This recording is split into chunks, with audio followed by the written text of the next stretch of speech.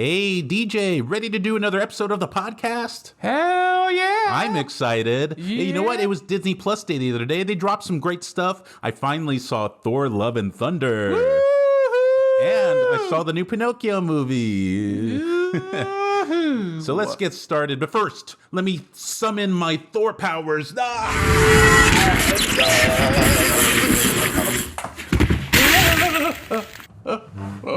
okay. We're a couple of guys who like to watch movies, cinema nerds who made it our duty to make a show where we break down, discuss, and review. We're the men who watch movies. Hello, everybody, and welcome to another episode of The Men Who Watch Movies. My name is Alec. And my name's DJ the Movie Man Wagner, also known as the COE of the Men Who Watch Movies. That's right. Incorporated. The chairman of entertainment of the Men Who Watch Movies Incorporated. I'm back. Ooh, like I said, that your title gets longer every episode. I love it though. That's cool. Yeah. But we're gonna have a great episode. Like I said, we saw Thor Love and Thunder. Well, you saw it in theaters, correct? Yeah. And I waited when they dropped it on Disney Plus, and I must say I have a lot to say about it. But we'll get into all that later. I also saw the new Pinocchio movie. Now you haven't seen that yet. No, I haven't.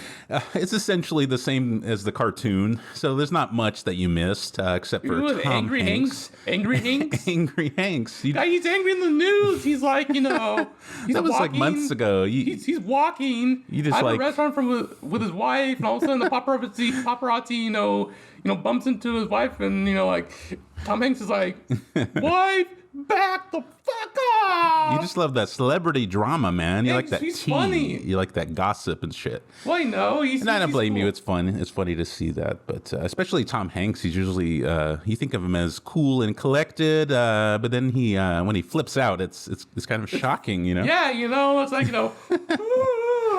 But let's not get too off topic, guys. We're gonna have some fun. First, we got to get into a little movie news. This week in Movie news.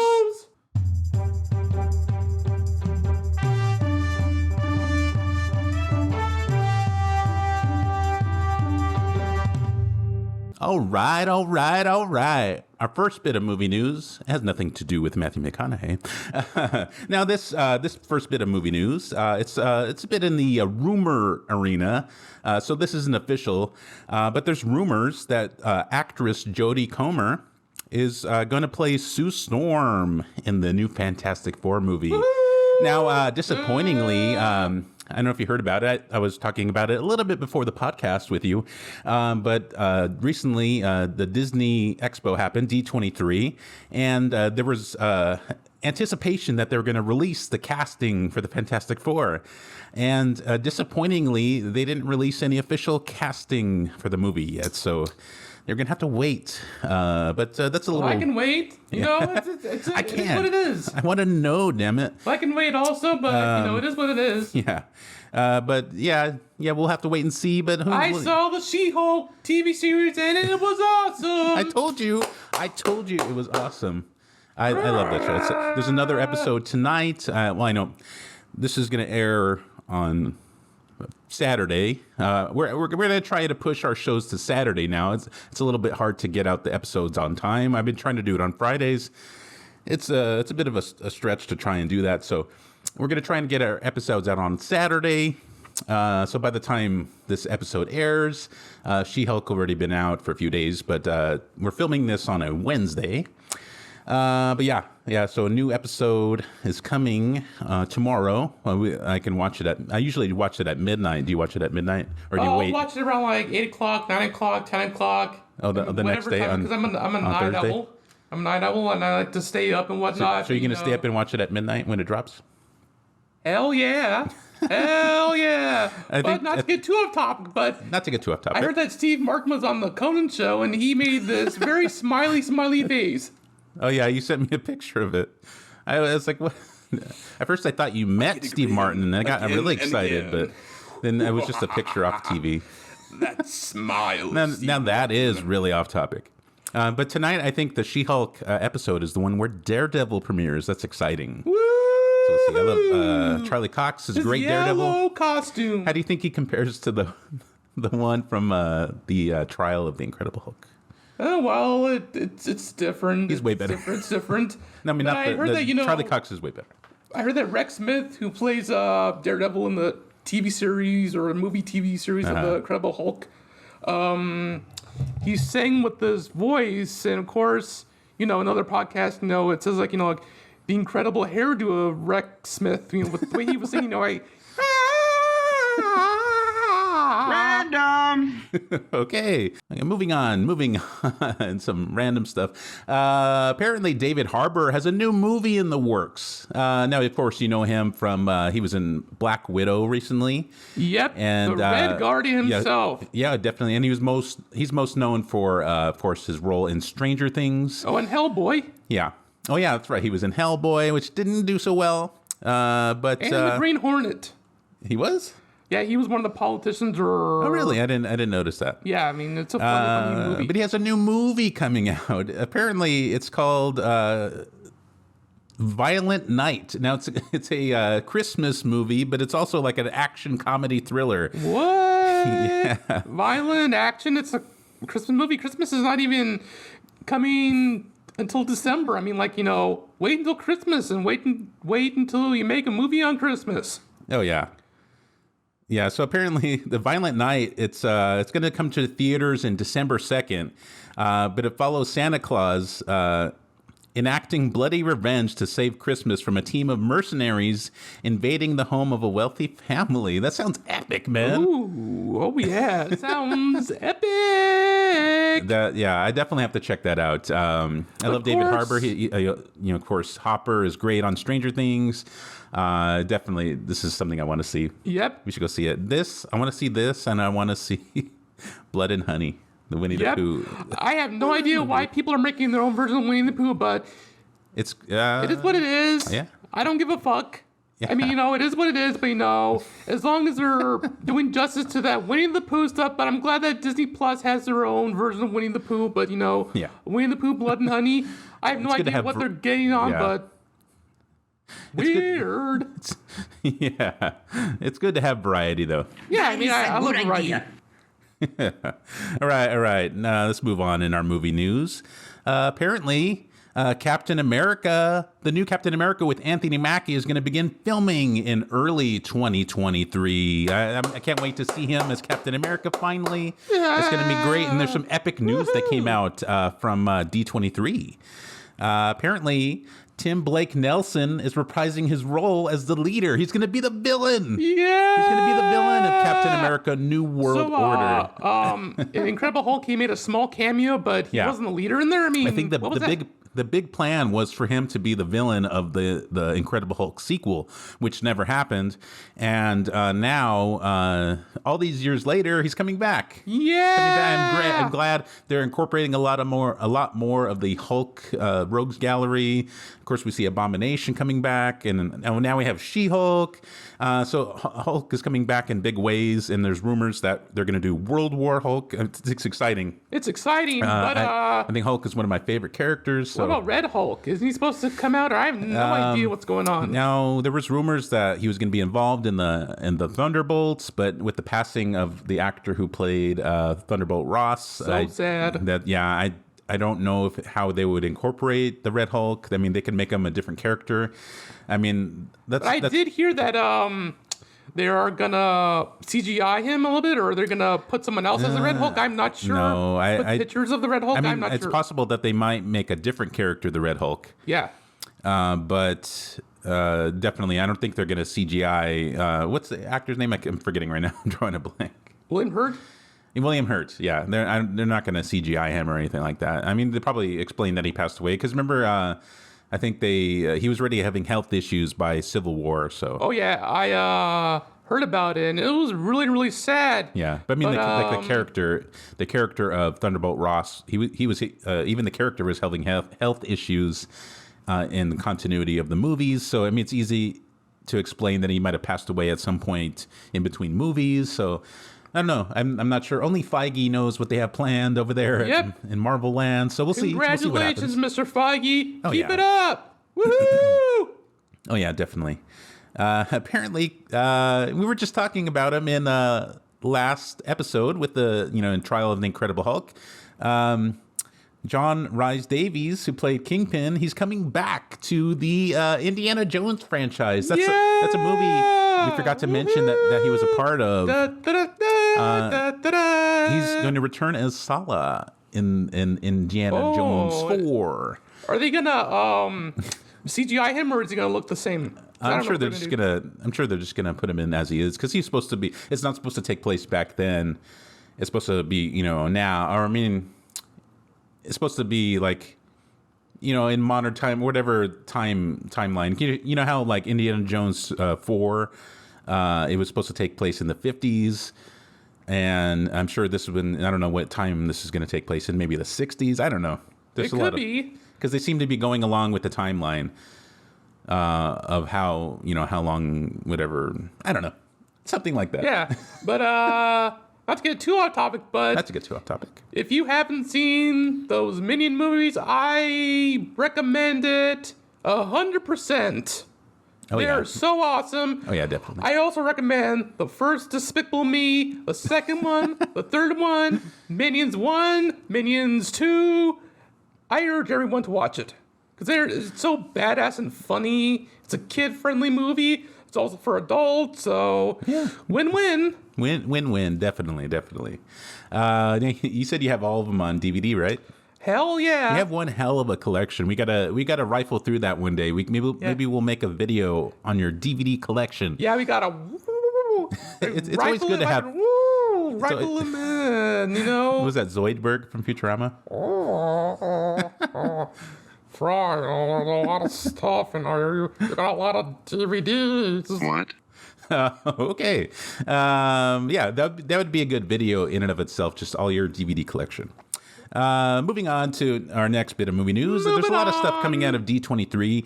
Werewolf by Night. It's going to be a series, like a limited series coming to Disney Plus. It's based off a Marvel property. It's going to be. People say it's like akin to like the old Universal monster movies. Is it based off that Ravencroft comic book that I have, or the graphic novel I have? No, it's based off of a Marvel comic. I'm not sure. I'm not too into like the all of the backstory of all the Marvel comics and whatnot. But apparently, it's about a group of supernatural monster hunters, and one of them is a werewolf, and they have to try to figure out who it is. And slowly they're dying, and they have to try and figure out who the werewolf is. And it sounds very interesting. Even a Man-Thing. I don't know if you're familiar with the character, but he's going to make an appearance in the show. It seems really awesome. It's something new, something different for Marvel. Yep, something fresh, something new. Yeah, exactly. I love when they take a fresh detour. Oh yeah, definitely. Thumbs up. Yeah. Moving on. We have some more news out of D23. They released the cast of the Thunderbolts. And I got to say, I'm a little disappointed. I expected a little more variety. And a lot of people are sharing the same sentiment online. Apparently, the cast includes Ghost from Ant-Man and the Wasp. Then we have David Harbour. He's coming back as the Red Guardian. Woohoo! The opposite of Captain America, or is he a little similar than Captain America? Because I heard that in the Black Widow movie, he was talking about him, and he said that they fought together, they're enemies. Yeah, I guess they fought at some point. I mean, I don't know when. I have no idea, but that was a confusing movie, but something still like a great movie. He was movie. frozen. I don't know. It doesn't make sense. And then you have Florence Pugh reprising a role as Yelena, the new Black Widow. Ooh. And then you have Bucky Barnes himself. He's coming back. Bucky! And then you have a U.S. agent. He's going to be on the team. And then you have, what's his name? The one that, what do you call that guy? A Taskmaster. It's actually a female. But Taskmaster from Black Widow. That's the team. And I feel like they're very similar in their abilities. Yep. Very different. Although I heard from Black Widow that Taskmaster was going to be a guy, but when they surprised us, it was like a secret reveal. They pulled a Trevor Slattery on us, a surprise on us. Yeah, I mean it wasn't as goofy, but but it was definitely a surprise. It was what's the guy's name's daughter? It was the one that created the Black Widow program, right? God, what's her? Dracov's daughter, which was like a little thing that they mentioned in Avengers, and we didn't see him yet. Came to fruition, and he's played by Ray Winstone. A lot of people were disappointed by that reveal. I didn't mind it. It was whatever. The thing was like, Ray Winstone doesn't look Spanish or Cuban. He's British, but I heard that when he makes a Russian accent, you can still hear his natural voice. So it's like, I'm confused. I'm really, really surprised, but. Still a good movie, guys. Yeah, a lot of people were disappointed by Taskmaster. I mean, I honestly had heard about the character a little bit. I can't be disappointed in a character I don't know too much about. And then I don't know. I think I was fine with it. It was whatever. So I mean, I think. What do you think about this lineup? I think it's a little lacking. I feel like I was expecting to see like Baron Zemo. I was expecting to see Red Hulk, like you said. I don't know. I really want to see Red Hulk at some point because they I mean, Marvel is doing pretty good, except that I just don't want to say like they're doing anything different, but they are. But I mean, they're trying some new things, but I feel like they're not what they used to be, But it's still fun. I'm gonna check it out. I'm gonna go with an open mind. You're still doing good, Marvel fans. I mean, they're doing Marvel better than Studios? DC. So but we'll see. I feel like DC might be on a up ramp here. We'll see what's going on. And then they released the trailer for Secret Invasion. I don't know if you've seen it. I did see it. It was epic, right? Yeah, the way that Nick Fury grew his beard out. I mean, he looked so different. Now this is going to be an epic series. I wonder, there might be some amazing reveals of somebody being a Skrull. There's rumors that people think Rhodey might be a Skrull. And if people are not familiar with the comic book run, it's basically like. A lot of major superheroes turned out they were taken over by Skrulls, and it's of course they're shapeshifters. They thought they were bad guys at first, but now they're the good guys. But there are some bad Skrulls out there, and I think they're trying to take over they're trying to take over Earth. So we're gonna be kind of tricked into thinking that some people are who they say they are. It turns out they're Skrulls. It's kind of this whole big mess because they can turn into people and create exact replicas of these people. So it's like who's telling the truth, who's really who they say they are, and who's a Skrull. That's going to be fun to kind of explore. Yep, it's going to be so fun. There was something in movie news about I forget what it was called, but something in She-Hulk. Like there was the end of the credits or the end of the TV series, and there was something like they referenced a boss character of some sort because there were some thugs that were fighting She-Hulk, and of course we don't know what it is. So that's right. In She-Hulk, the Wrecking Crew. Yep, the Wrecking Crew. They mentioned a boss that they work for. Now the people are theorizing it could be Wilson Fisk. Ooh. Some people say it could be the leader. We'll see what happens. The mystery knows. Well, new episode coming out soon. So maybe we'll have some more answers for you. New episode coming soon. So keep on watching, guys. Oh yeah, we're still gonna be here. Oh, definitely. We're not going nowhere. We can't be canceled. No, we ain't. We're the best of the best. Anyway, you can be. Oh yeah. I salute you, movie critics, and to the directors. Yeah. Anyway, so this brings an end to this week in movie news. Let's get on with the main show. So, Disney Plus Day, they dropped Thor Love and Thunder and Pinocchio. So, what did you think about Thor Love and Thunder? I know you said you saw it in theaters. Badass. Yeah. It definitely had some great moments of visuals were stunning, definitely. Jane Foster with the muscles, and she's the mighty Thor. Yeah. I heard that she had to gain like a lot of muscle, but it's like... Yeah, she worked out. You could tell. She had muscles and stuff. I always like when actors put in that extra work for the role. Very muscular woman. Unlike... awesome. Unlike... What's his name? Tim Roth? Yep. He had the fake CGI muscles in The Incredible Hulk. Yep. And now, definitely, and now that he's older, he's not gonna put in that. Where it's all CG. They could just do all CGI. I mean, he keeps his shirt on. when he's not the Abomination. Yeah. But what overall? How did you think Natalie Portman did in her epic return to the Thor franchise? Oh, she's awesome. The first Thor was amazing. Second one was a little comical. The third one was amazing. The fourth one was super amazing. Awesome-tacular. Really, you liked it that much? Yep. I give it 2 thumbs up, and I give it 10 stars. 10 out of 10. Ooh, man. For the best Thor movie ever. Wow. Like I said, you always have such a positive outlook on these kind of things. Yep. I wouldn't give it such a glowing review. I would have to say it's one of my least favorite Thor movies. What? I mean, then putting it into perspective, it's not that much lower than the others. I would say Ragnarok is one of my favorites. I'd say, next to that would be like the first Thor movie, the second Thor movie, and then this one. I feel like it went really over the top. It pushed it a little too far for me.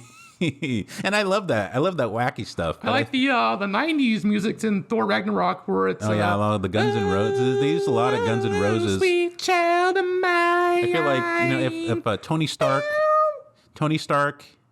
and AC/DC, it's like one of those correlation kind of things. If Tony Stark is to AC/DC is what Thor is to Guns N' Roses. There's a lot of Guns N' Roses in this, and then and then a lot of the songs were correlated to what was being talked about. Oh yeah, I like the immigrant song in the Thor Ragnarok scene.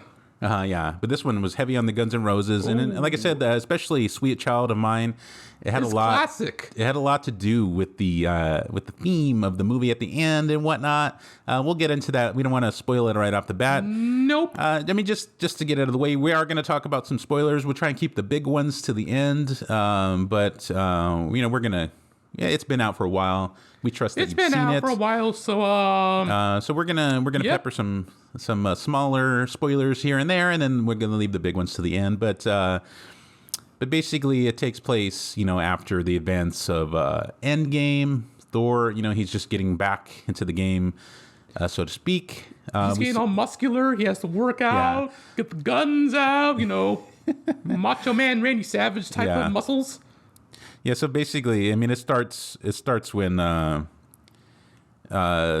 basically Thor, he goes on his adventures with the Guardians of the Galaxy, right? So he's he's on an adventure with the Guardians of the Galaxy, and they're funny as it's always good to see the Guardians. They're so funny. They're like my favorite part of the cosmic. They're so funny, MCU. And Chris Pratt's so funny. He has a humor quality, and he's so just funny. But he was in the Magnificent Seven, the very, very remake of a Western. So not his best movie, definitely.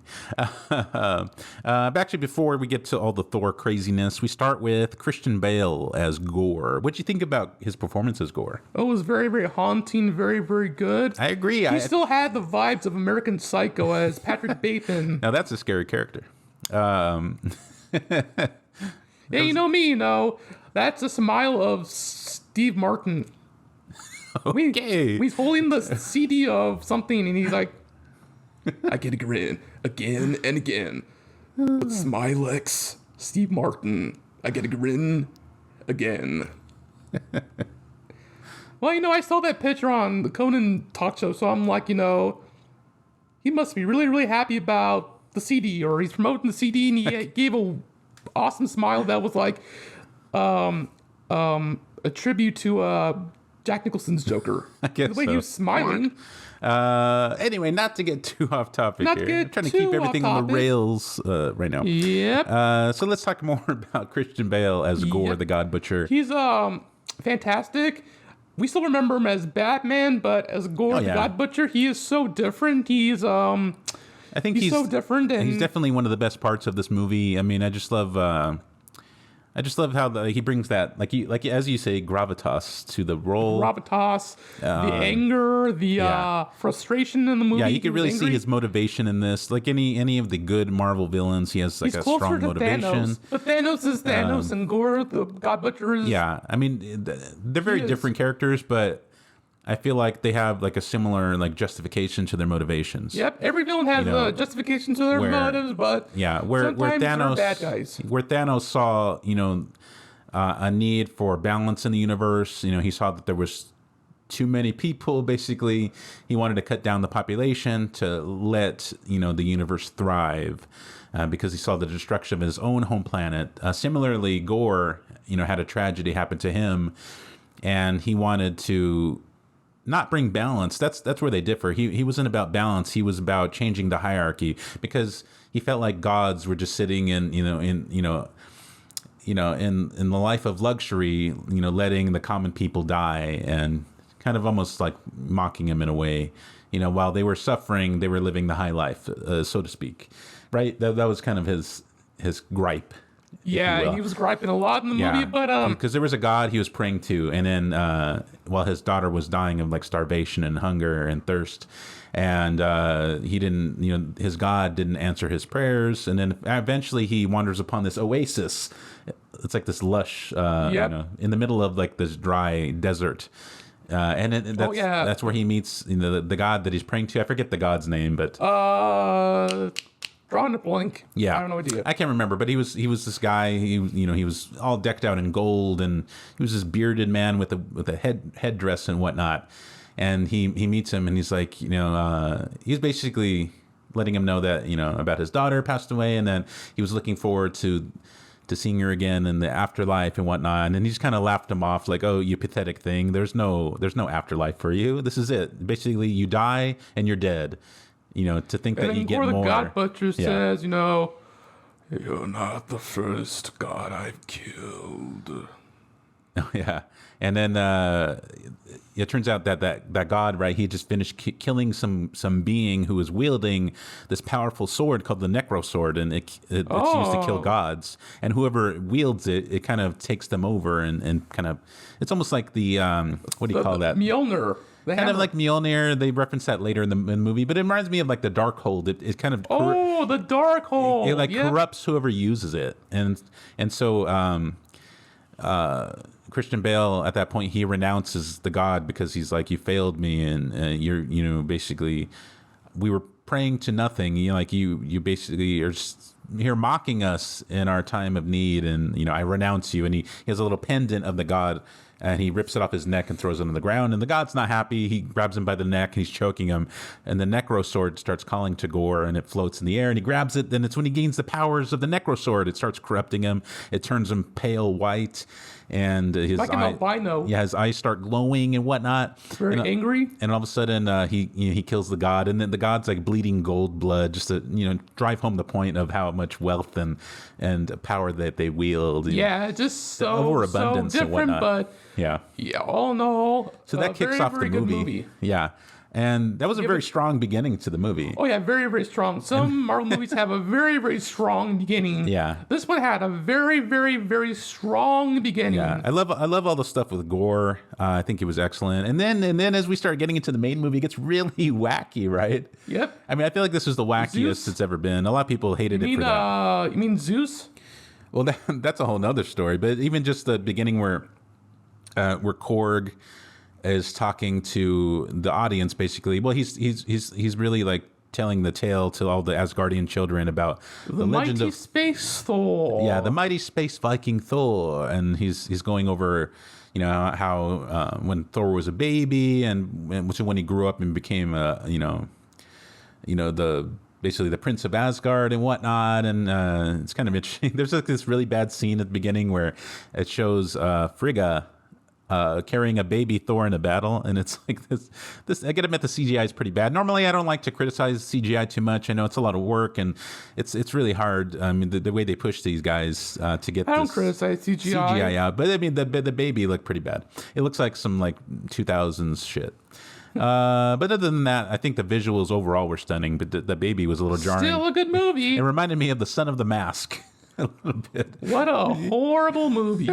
Oh, wow. You actually criticized the movie. Usually you rate stuff 10 out of 10. Yeah, well, I mean, when I saw it, and then, of course, Aaron, who is a very, very good judge of character of movies, he's like, Bad movie. That is correct. Oh yeah, it was embarrassing. Yeah, I like Jim Carrey as a mask. I watch it. It's like watching a train wreck or a car crash. You just watch it just to see the horrificness of it. Just out of curiosity. And that's what the Son of the Mask is. It's a train wreck. Anyway, not to get too off topic. Not to get too off topic, guys. We're still here. Yeah, so Korg is talking about the legendary hero of Thor and whatnot, and how he was trained in battle, and then how Thor, went through what he did. How he lost his mom, he lost his dad, he lost his friend Heimdall, and he even talks about how he went through tragedy losing Loki, and they show like several times when he thought he died. He's like, he lost Loki, and he lost Loki again and again. He lost him there's 3 times where he... Or 4 times, I don't know. Well, there's like 2 times where he thought he died, and then there was a 3rd time when he actually did die, when Thanos snapped his neck. And of course, there's that variant that he never got to meet, so he does know he's still out there in some form. But, Thor's seen a lot of tragedy, Yeah, so Thor is sad, then he gets happy, then he gets Well, remember mighty with the Stormbreaker, and he's making these speeches, I have no idea what he's making, but it's just really, really good movie. Yeah. But I still think it's awesome. Yeah, he saw a lot of tragedy, especially after he took it really hard after he lost to Thanos the first time. Because remember, that's when he got really fat. Oh, yeah. Yeah. And that was great for me because I could cosplay Thor Didn't easily. he wear a fat suit? Yeah, he wore that suit, and Chris Hemsworth enjoyed it a lot because he didn't have to work out as hard. He didn't get fat, but he didn't have to do those intense workouts. He could have a piece of pizza once in a while. He didn't have to worry about getting super ripped. He could just hide his body behind the fat suit. So he loved that. Yeah, but were they making references in Avengers Endgame? Tony Stark says hey, Lebowski. Yeah. Yeah, I like that reference. That was funny. He did the dude. Yeah, he did remind me of the dude a lot, especially when he was wearing that sweater. That was great. Yeah. But yeah, it was kind of neat to see that story arc of Thor because he's usually like the unwaveable god of thunder who can go through anything. He's always so just gung ho, and nothing ever makes him waver. But just having lost a lot. He just lost his home.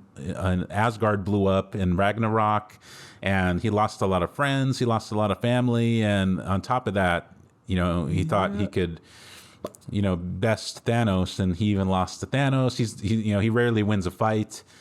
In fact, I don't think up to this point he's ever lost a fight. He'll be on the verge, but then he'll always come back. But he lost to Thanos, and I think that broke him. Because it sent him into a spiral. He got fat, but then in this movie we see after the aftermath of all that, he's getting his life back on track. He's going on adventures. Korg is talking about how he went from dad bod to god bod again, and he's working it out with those giant chains. And I like that trucker hat. He has like an Avengers hat, and he crossed out all the Avengers names, and he put the strongest, and it says Avengers on it. I want that trucker hat. And then he goes back on adventures. They're on some planet. I think they're saving some blue people's planet. It's not the Kree, but it's some weird looking blue people. I have no idea, but they look like Avatar. Well, kind of. They're not as tall and cat like, but they're these weird blue people. And then they're saving their planet from these. They look like owls or something, right?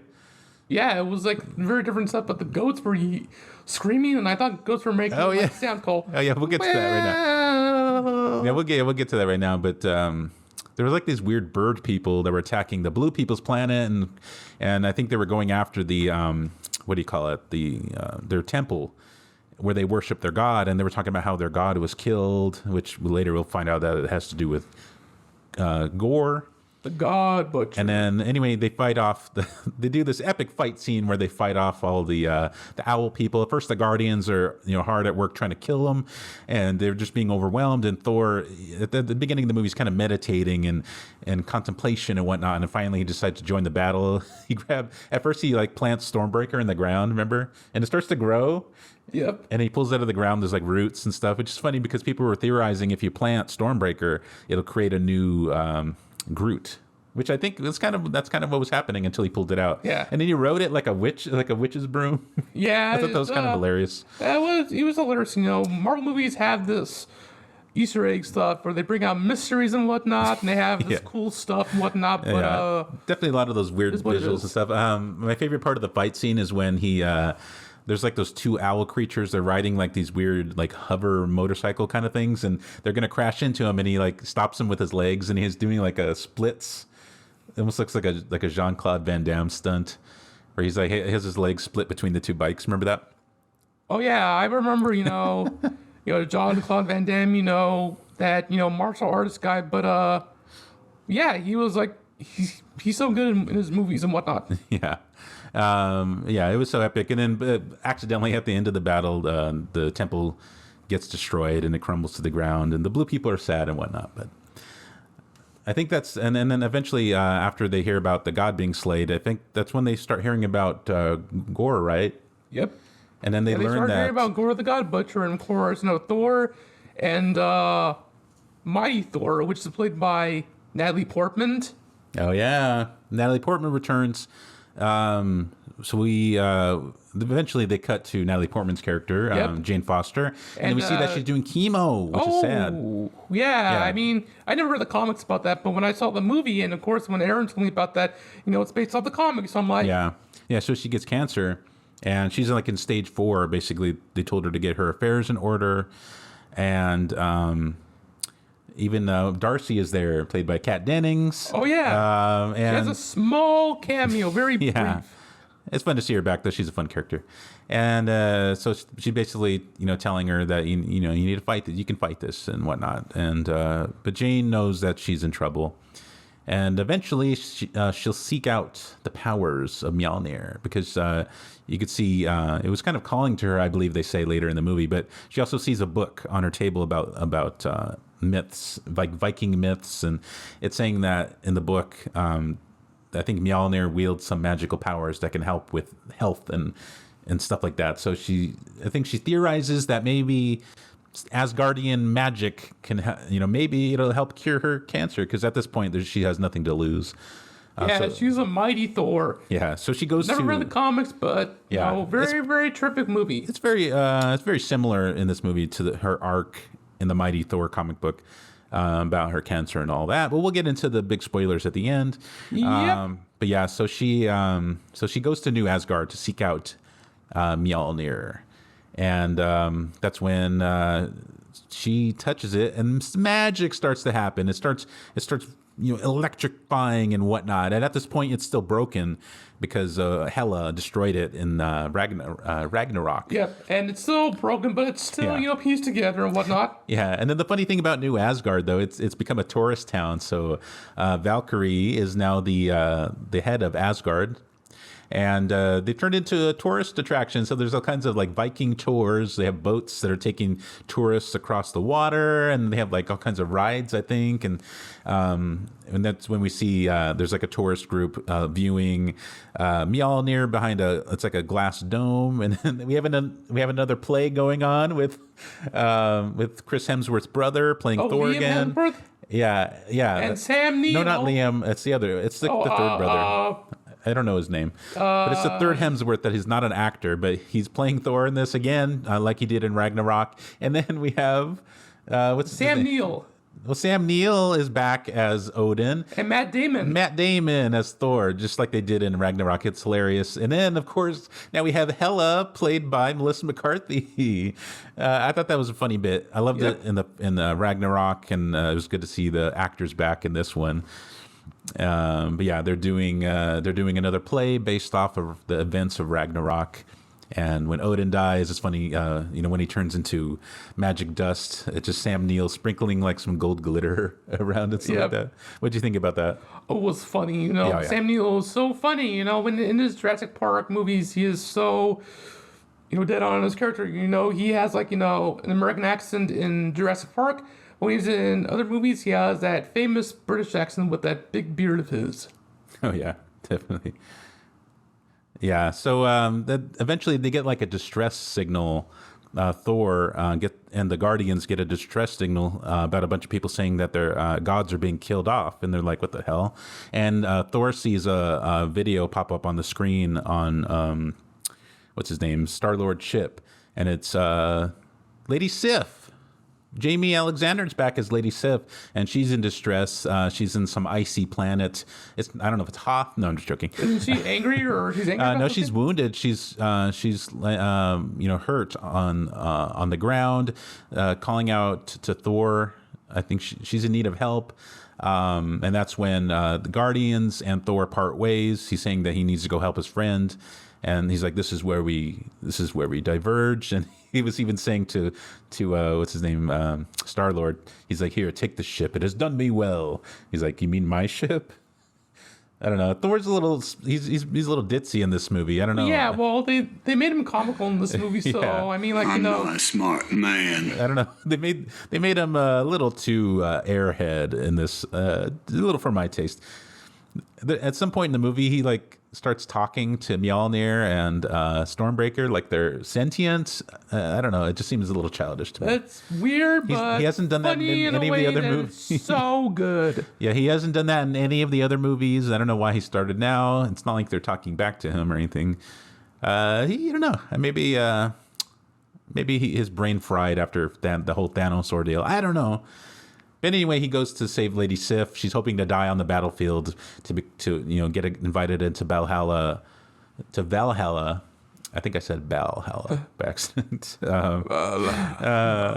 understand the words that are coming out from my mouth? But Thor informs her that she has to die in battle, and she's like, "Oh shit! Okay, I better not die then." So that's when he learns of Gore and his intentions. He got the Necro Sword and whatnot, and he's intending to kill the gods. So he knows he has to fight him.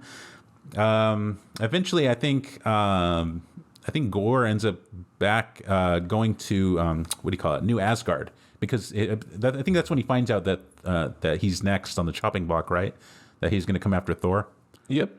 So eventually he ends up in New Asgard. They have this big battle, and then that's when Thor sees the mighty Thor for the first time, Jane Foster, and he's like, Jane, and he has like the epic like gold suit. I don't know. It looked kind of CGI to me, but some of the behind the scenes show that it was actual like a physical suit that he wore. So I don't know if they enhanced it. It was a little weird. Some of the graphics are off in this a little bit, but I tried not to let that get to me too much. That doesn't get to me one bit. Very positive. But yeah, so he's fighting Gore, trying to keep him away from the New Asgard, the people of New Asgard and whatnot. And that's when Jane shows up. Mjolnir comes flying in and starts hitting some of the creatures that are helping Gore. They're like shadow creatures that he summons with the Necro Sword. And he sees Mjolnir. He's all excited. He's like, Mjolnir! And he's trying to get it to come to him, but it's not coming to him. And all of a sudden, boom, it flies into this lady's hand. She's wearing the Thor outfit. And then it's kind of interesting. I don't know. They do this a lot with the Marvel costumes nowadays, where they just kind of dissipate. I guess it's like since it's like a magic suit, it makes kind of sense. But a lot of the suits, now they're either like kind of light technology, they're magic, or they're like nanotech, where the helmet just kind of like fades away or whatever, and it reveals that it's Jane Foster, and Thor is surprised. And that's when Korg tells the tale of Jane Foster and Thor. It's kind of neat. We see a little bit more of their relationship throughout the MCU before they broke up. Yeah. Some of the stuff we never saw. Yeah, that's so different that yeah. Thor and Jane reunite. And of course, not to want to get into too many spoilers, because I know that you movie critics have not seen Thor Love and Thunder, but I do recommend this movie. Oh, yeah. Yeah, it's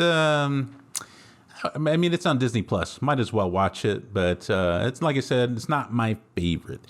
But anyway, at this point, that's when he finds out that Jane is back and she's Thor now. And eventually Gore kind of gets the best of them in battle, and he ends up kidnapping the kids of Asgard. It's pretty dark, man. Dark. Yeah. Both of the movies review in this episode have to do with kidnapping kids. It's really weird, especially for Disney. Anyway, not to get too off topic. So he takes them, and he's going to use them as bait later to get Thor to go to him because he has a plan, and that plan is pretty epic, and it has some great implications and reveals that could, have a lot of impact on the future of the MCU going forward. But yeah, so he kidnaps all the kids, and Thor has to figure out how to get them back, man. So what do you think about the movie so far at this point? I mean, what do you think about, I think I already asked you this, but what do you think about Jane Foster's reveal as Thor in this? Oh, it's awesome. I give it a thumbs up for that stuff, I guess, Natalie Portman had to gain a lot of muscle, but, all in all, really, really awesome movie. Really, really good. I highly recommend it to you movie fans. Yeah. So at this point, they're trying to figure out where he could have taken the kids, and it turns out that one of the kids is Heimdall's son. I don't Axel. know. Yeah, his name is Axel. What is his original name wasn't Axel though, but he ended up changing his name to Axel. I think based off of the Guns N' Roses singer. Yeah. Which is weird. But I forget his original name in this, but he keeps wanting them to call him Axel. I didn't know that he had kids. Did they reveal that in a previous movie? They didn't, but you can tell by the eyes. You can tell. Yeah, he has like the glowing golden eyes. But that's kind of a weird retcon. I don't know. Correct me if I'm wrong in the comment section, but I didn't. May have to go back and rewatch. I don't recall them mentioning a son of Heimdall. It's kind of a weird retro thing that they did. I don't know. But anyway, he has very similar powers to Heimdall, but he's developing in them. I cannot speak today. Don't nobody understand the words that are coming out of your mouth, man. He's still working on them. How about that? Yep. And so he doesn't quite have a grasp on the powers, but he can still use them to a certain degree. So he's actually able to get a hold of Thor, kind of like how Heimdall would give visions to Thor, and he could see through Heimdall's eyes. He did that in Ragnarok, and and then Axel was able to kind of conjure up that same power in this one. So he was talking to them. He was talking to Thor through a projection. This was like a big meme for the longest time. Remember when Axel's face appears as a floating head? Yep. And that was that was made fun of a lot because the effects were so bad. And then they actually updated them for the Disney Plus version, but they weren't that much better. I mean, it was an improvement, but I didn't mind it, but a lot of people were just making fun of it, saying it was just bad. And anyway, so Axel's talking to him, and eventually he does that thing where he's allowing him to see through his eyes, and that way they can figure out where the kids are so they can go save them. They find out, eventually, that he's holding the kids in a place called the Shadow Realm. I guess that's the home of the Necrosword or something. I think it is. I mean, it's like a very dark movie, but not as much comedy, but it's still a really, really good movie. I highly recommended it to those who have not seen it. Yeah. I did check it out. Like I said, it's on Disney Plus. Might as well if you have Disney Plus. So yeah, he's got to go to this realm, but they realize that they need more people to help, right? Yep. Like, because they basically got their butt whooped by Gore and his shadow demon people or whatever. So they're gonna need help. So where do they go? They go to the Shadow Realm, or they go to the. Well, that's where they need to go, but they go to Omnipotent City to look for Russell Crowe. Russell Crowe, as the mighty Zeus. So they're starting to introduce a lot of interesting characters. I gotta admit, this whole bit with the Omnipotent City is not one of my favorite. I feel like it was way too outlandish. I wouldn't have minded if it was a little more serious. It's kind of interesting seeing all the gods from the different cultures and whatnot. But I thought it was a little too on the comedic side. One of the ones that was the weirdest, it was like this god. Zeus. He was like a little, I don't know, what was that little dumpling creature? I have no idea. It was Bao or something like that. But he looked. They should have made him look more like some kind of being or like physical creature, but it almost had a face like a Lego character. It was like a flat texture. I don't know. It was odd. It looked too cartoony. I thought that Russell Crowe as Zeus was so funny. His character was wacky as hell. Anyway, they go to ask them for help, and of course, they kind of disguise themselves at first to try and sneak into Omnipotent City and whatnot, and eventually, there's that scene where he flicks his clothes off because he's trying to ask. Reveal yourself. Yeah, he's trying to reveal who he is. Take off your disguise. Flick, and he flicks off his clothes, and Thor is butt naked. Flick too hot, damn it! And then you see his butt. Luckily, the camera didn't go on the other side of him. And then some of the women faint for some reason. They're seeing Thor. And the men faint, so... They saw Thor's Mjolnir. And then, you get to see his rippling muscles. Yeah. Anyway, so he his clothes are flicked off. Then he reveals that he's Thor, and that he needs Zeus's help and all the other gods in order to defeat Gore. But Zeus is not interested at all. He's just interested in orgies and partying. He doesn't want to help the people. Actually, it was a reference to the Grand Master. That's why Zeus is wacky. Yeah. So it's almost like that. Yeah, he's like a party god. You know, he doesn't want anything to do with this plan. He doesn't give a shit. And it was just kind of disappointing to Thor because Thor based his powers off of Zeus. Off of Zeus. Sorry, I can't think of that. Just he revealed that he based his whole powers because he's the god of lightning and Thor became the god of thunder, and so they're kind of like, they kind of based his whole identity off of Zeus, and he's disappointed to see that he's just a joke at this point. He, like you said, he doesn't want anything to do with Thor's plan, so he ends up, spoiler alert, having to throw Zeus's lightning bolt through his chest, and it appears that Zeus is dead. Of course. And then they need to get out of there, so they take the Bifrost out. At this point, it's kind of interesting because the Bifrost, they describe the powers as janky because it doesn't. I guess it's not able to channel the powers properly. So Jane said that they need some kind of conduit, like a ship, to help the powers or something. I don't know. It's some weird science or something. I don't know the science behind that. So they ended up getting one of the tour ships that they're using to tour people around New Asgard. That it's like a floating space vehicle that looks like an old Viking ship. Yep. And so they attach Stormbreaker to that, and then in the front of it, pulling it like Santa's sleigh, is there was these two goats that the blue people gifted Thor. They're like these screaming space goats that they do nothing but scream the whole movie. I thought that was pretty hilarious. So anyway, Thor hurls not Odin, Zeus's lightning bolt through his own chest. Yeah, that's what he looked like. For the people who are watching, the face looked just like that. And he's presumably dead, and so they steal his lightning bolt. They take off with the goats into the Bifrost, and then of course Zeus exacts his revenge. He's angry. Oh, we'll get to that later, but he's dead. How could he exact his revenge? Oh, spoilers. Anyway. Anyway, so he takes off and whatnot. And they're on their way to save the kids. They're going to the Shadow Realm. And actually, this is everything from this point on. After they leave Omnipotent City, it gets so much better.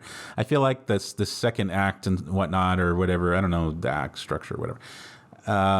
Everything going forward in these acts, it gets so much better. It gets a little more serious in tone. It still has a little bit of the silliness, but they tone it down a lot more. I like that the whole scene where they're taking that ride over to the Shadow Realm. He starts talking with Jane, and that's when she reveals she has cancer. All that character building stuff is great. That is sad. I mean, like, I haven't read the comics, but yeah. That was surprising. But there's some great moments in there where they're just kind of laying it all on the line with each other. Thor tells her how much he loves her, and that stuff is like the stuff that I like the most about this movie. Very sentimental music, and very ominous, very different. And that beautiful setting where they're just kind of rushing. It almost reminds me of Star Wars, the light speed, where they're just rushing through space, and they see like these weird space dolphin things. I don't know, but just it kind of takes it down a notch. It turns it down from 11. And it kind of lets the movie settle into itself, and it really has like this beautiful story that's starting to develop. And then we're finally, getting into the final act of the movie and whatnot. I feel like this is when it really hits its stride. Everything before that was very intense, and now we're kind of settling into the finale here. So finally they make it to the shadow realm, and it's just like, it's interesting because all the color drains from the movie. It's like the reverse of what do you call that? The Wizard of Oz. Yeah, the color, Yeah, instead of Dorothy opening the door to a world of color, it's Thor and crew. They're crashing into a planet of nothingness and black and whites and dead all over. No, joking.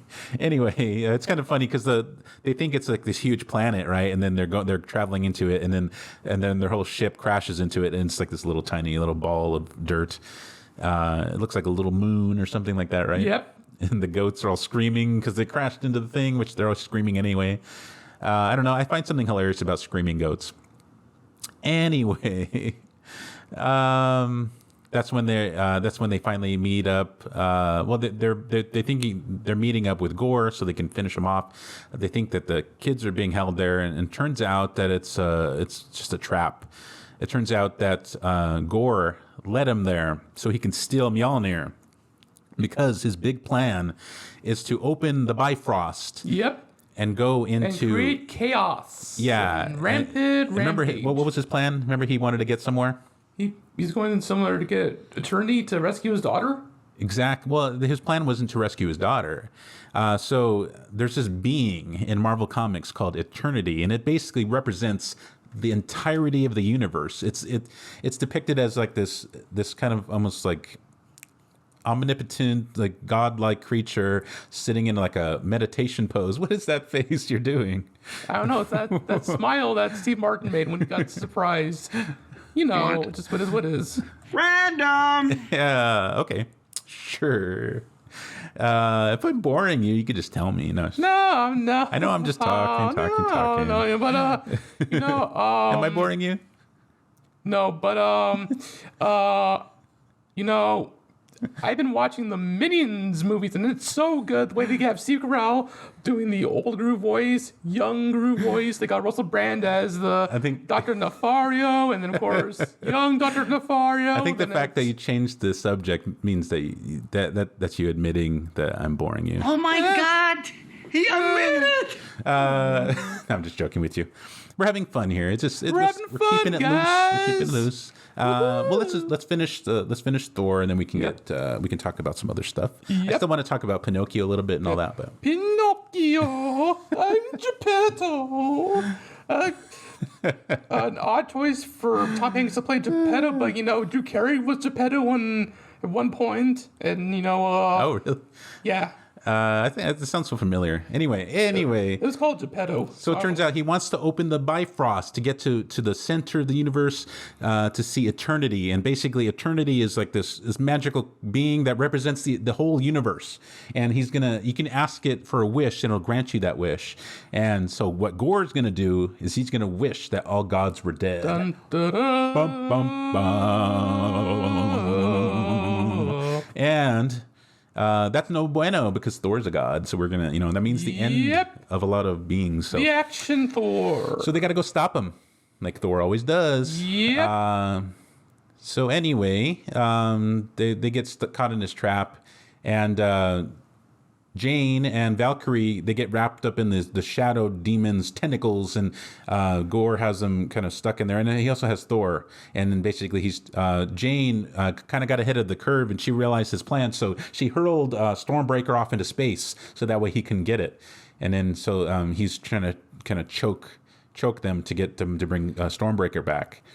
And he's threatening Thor with killing him, and he reveals before that he goes to each of them and kind of like has a little monologue with them. He talks to Valkyrie, and he's like, you know what, you and I are very similar, which I love the scene. He's like, because the gods let you down as well. They let your sisters die. The other Valkyrie, they didn't save them either. And she's crying because she lost her family in that battle with Hela, and he's basically saying the gods used you and didn't help you, just like same they did with me. So we're not all that dissimilar. It's like Dr. Evil talking to Austin Powers. We're not so different, you and I. And yeah, there you go. And then he goes to Jane. And he's like, and you're different. you're dying, aren't you? And that's when it reveals that she's dying. That the hammer's not actually helping her; it's hurting her. It's draining her of her energy, and the cancer is winning because of it. That is so sad, but yeah. I didn't read the comics, but that was a surprise. So then eventually he starts, choking Valkyrie and Jane and threatening that he's going to kill him if he doesn't bring Stormbreaker back. So Thor relents. He brings Stormbreaker from the depths of space and hands it off. And apparently it looks like Gore is winning at this point. So eventually, they take Jane to the hospital to see what's going on. And they get the bad news that Thor breaks the vending machine. He brings all snacks and goodies. They get the bad news that the cancer is winning, and Thor gets angry mad with the vending machine, and he smacks that vending machine, man. But he tries to not be sad in front of her, and he brings her all the snacks that he smashed out of the vending machine, and then he says he's got to go back by himself because he doesn't want her using the hammer anymore, because he feels like if she uses the hammer one more time, that's going to be the end of her. And then maybe if she doesn't, help him in this last battle, maybe it'll give her a slight chance that she might survive.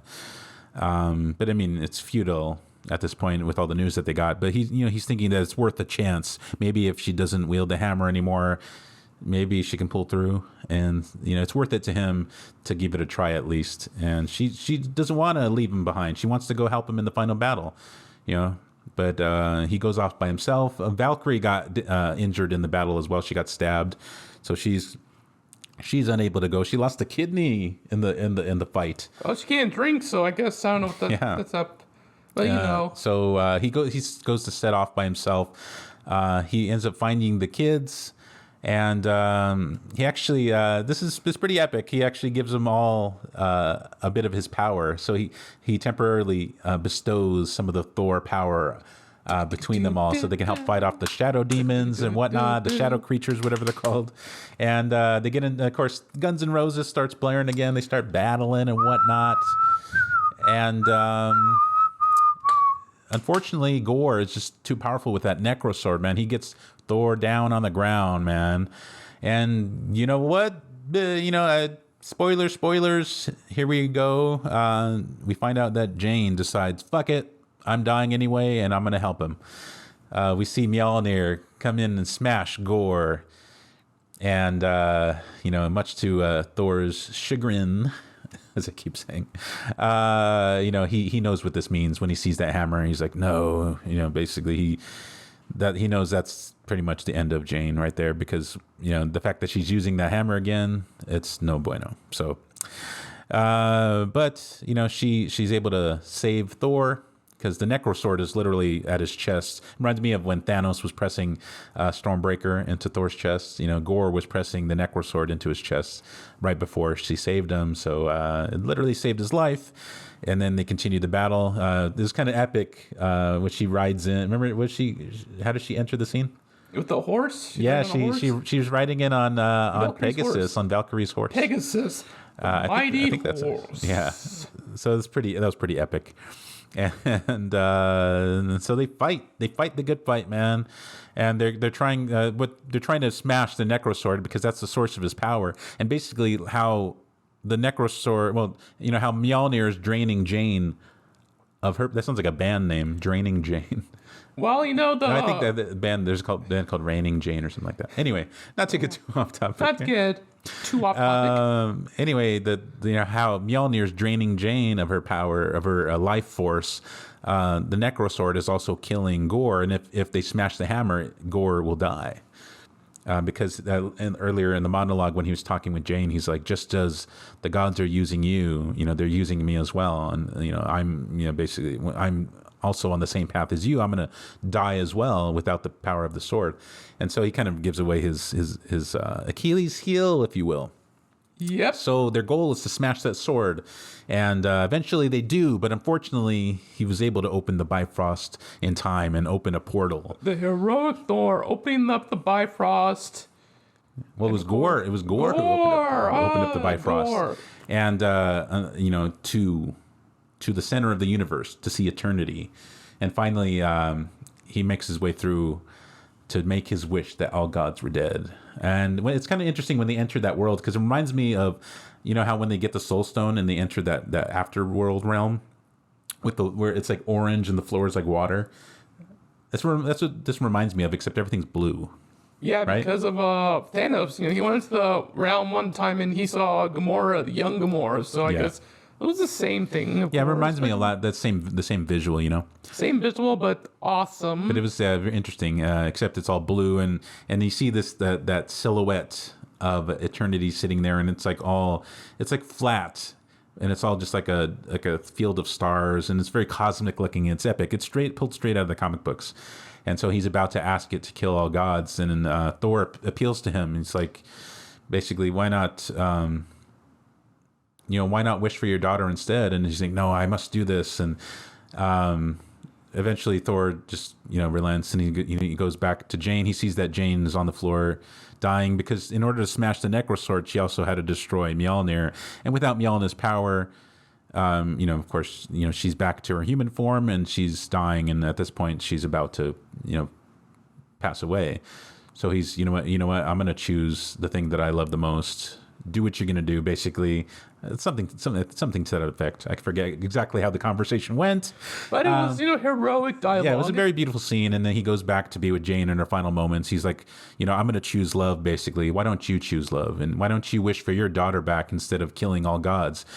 Because at least, even if you're dying, you could spend your dying moments with your daughter and tell her how much you love her, instead of destroying in her final moments. Why don't you, see the thing that you love for the last time?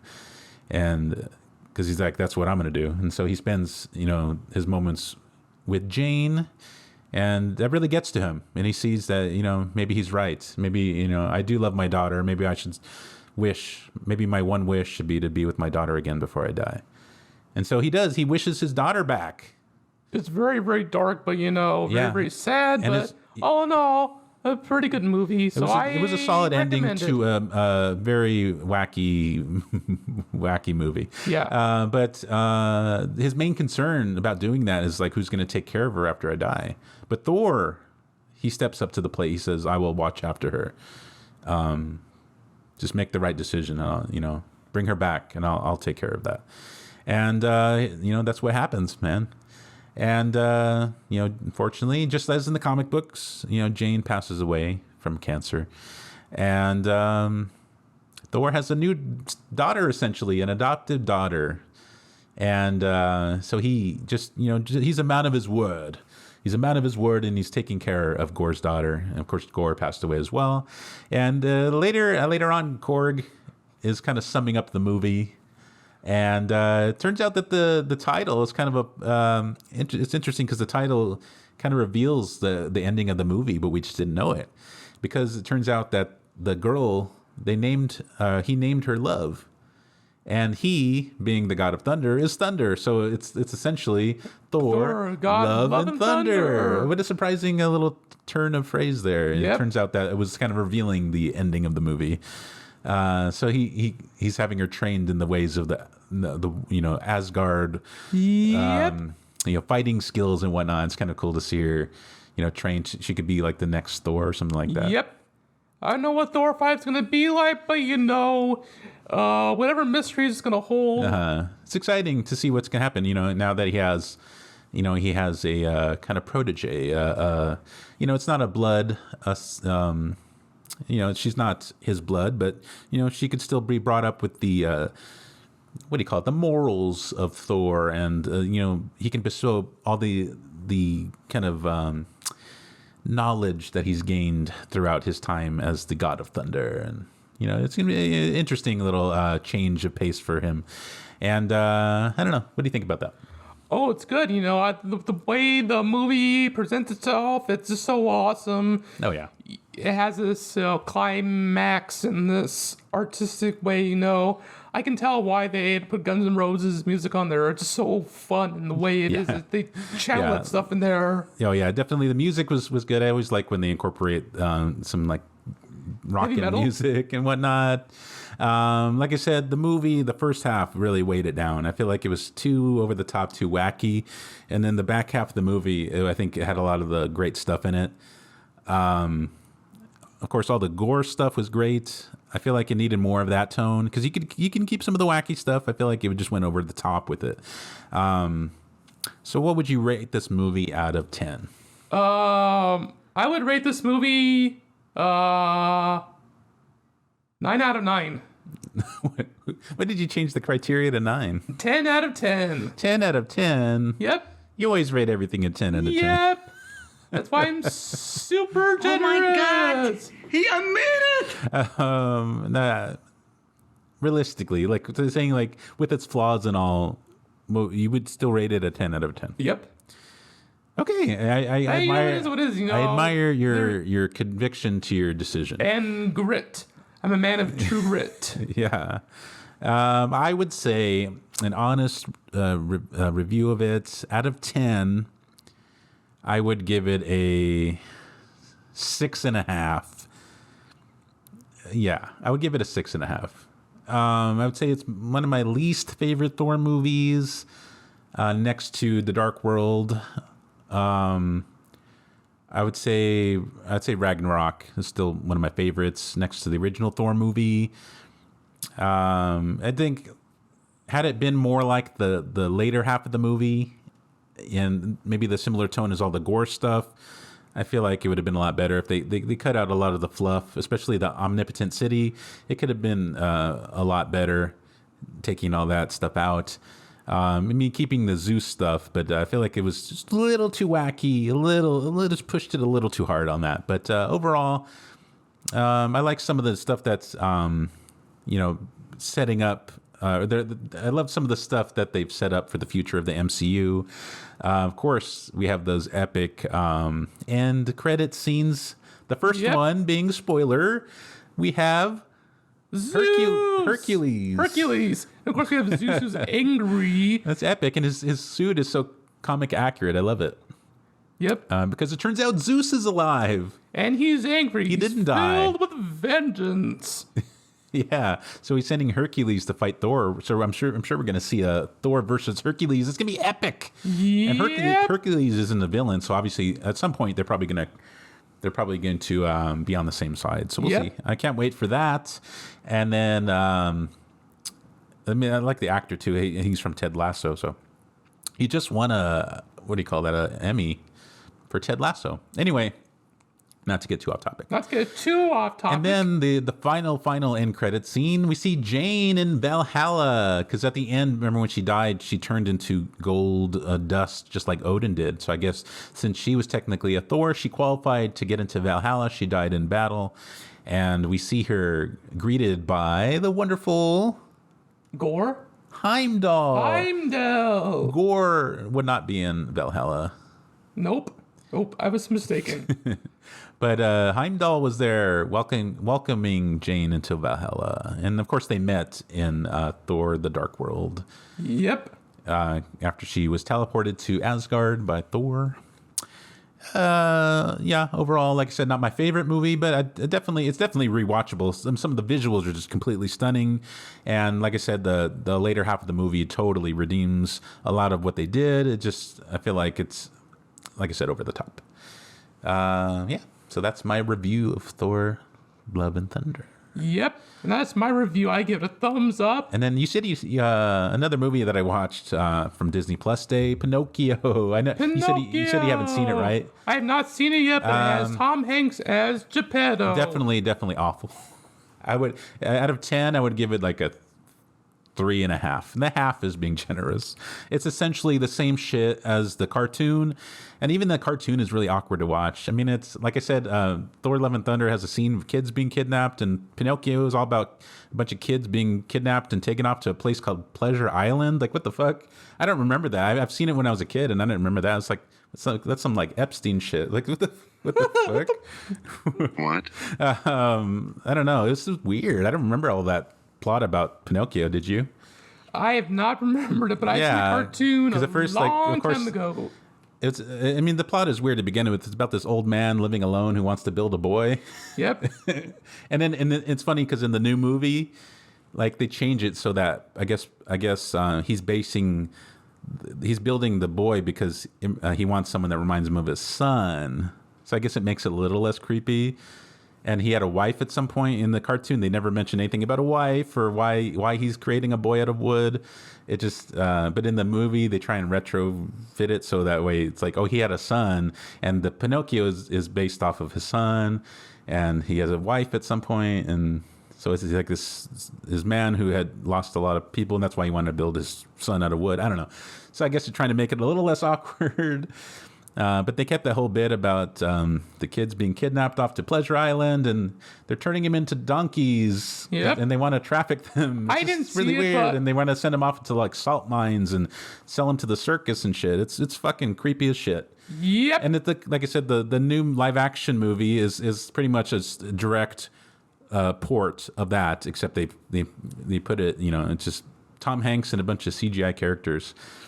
And it's just really weird. And yeah, Tom Hanks is, he was grumpy at one point, but nowadays he's, happy. But yeah, I'm not a fan of Pinocchio, the live action movie. Even the cartoon is awkward to rewatch.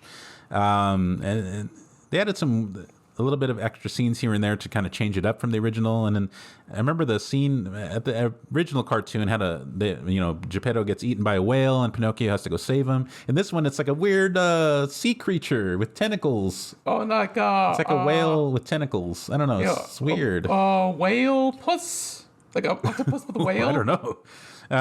It's just weird and awkward. I do not recommend Pinocchio. I do not recommend it either. So we haven't seen it, so that's well, I don't know. I mean, like I don't know. I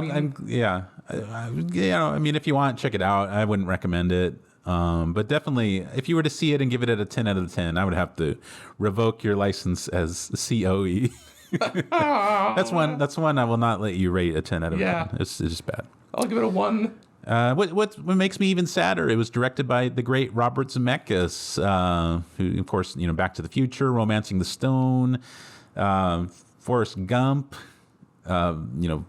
Castaway, all these epic movies, and he's reduced to a Disney shill. Yeah, I didn't understand, I mean, I thought... Pinocchio with Tom Hanks was supposed to be like, fun and whatnot, but it has a little edgy stuff. It was embarrassing. Yep. I heard about the rating, so I just didn't, Yeah, don't watch it. I don't know why I watched it. I thought it was like, let's do a review of it, and I regretted every step of it. It was just awkward. And that's my review of Pinocchio. Yep. What did I say? 3.5 out of 10? That's all points I give it just because Robert Zemeckis was in it. Or not in it, but he directed it. He directed it. He gets all the points because he's Robert Zemeckis, the legend. The living legend. Yep. He always lives. Yeah.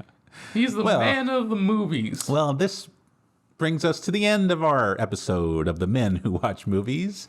Overall, I had fun watching Thor. And of course, next time, we're going to talk about the Despicable Me movies. And of course, I'm going to do my Groove voice. I'll be the judge. No. As like this. I don't know about that. I think next episode we're going to talk about... Actually, next episode, I want to talk about the Clerks movies. Clerks 3 is out. Snitchy Boochies. Yeah, but Clerks 3 is out, and I want to do a review of all 3 of the movies. Hopefully we can go see it together, and we can give our opinion of it. I'm a fan of the Kevin Smith movies. So I'm such a fan of that. Yeah? The first one was awesome. Epic. Oh, yeah. The first one is always the best. I love the second one, and hopefully the third one is on par. I really want to see it. Definitely. So we'll try and bring that to you next episode. But in the meantime, go ahead and check out our other episodes. We did the Trial of the Incredible Hulk last week. Go ahead and watch that. Awesome movie, by the way. We did a video where we eat a Twinkie Wiener sandwich from UHF with Weird Al. Yep. He wasn't there with us, but I'm just saying the movie was by Weird Al. A tribute to And we Weird ate Al. a Twinkie Wiener sandwich, which was featured in that movie. It was delicious. And I recommend you don't dip it in milk. No, he did that in the movie, though. Yeah. Yeah, we have a bunch of other great videos. Go ahead and check it out. We review Samaritan with old Sylvester Stallone.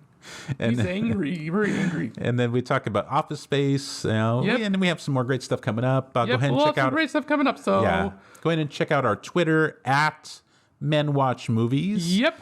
And then we also have an Instagram at Men Watching Movies, I think it is. We're also on Facebook. I don't know. We have multiple platforms. And of course, YouTube isn't the only place where you can check us out. We also have the audio podcast and video podcast available on Spotify, Apple Podcasts, Google Podcasts, and Anchor, which is which is owned by Spotify.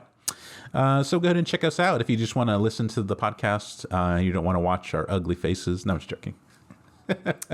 We're so good, guys. We're keeping on the humor. We're just we're just funny as ever. We're anyway, funny guys. It was fun doing this episode, and it was fun. We'll go ahead and see you next time. Just remember to like and subscribe, as they always say, and you have to remember. Post your comments down below. Exactly, and remember to keep on watching. Thank you, everybody. This has been a very, very good episode. I am DJ the Movie Man Wagner, also known as the COE of the Men Who Watch Movies Incorporated. Keep on watching. See you later, guys. See ya. 1 million subscribers.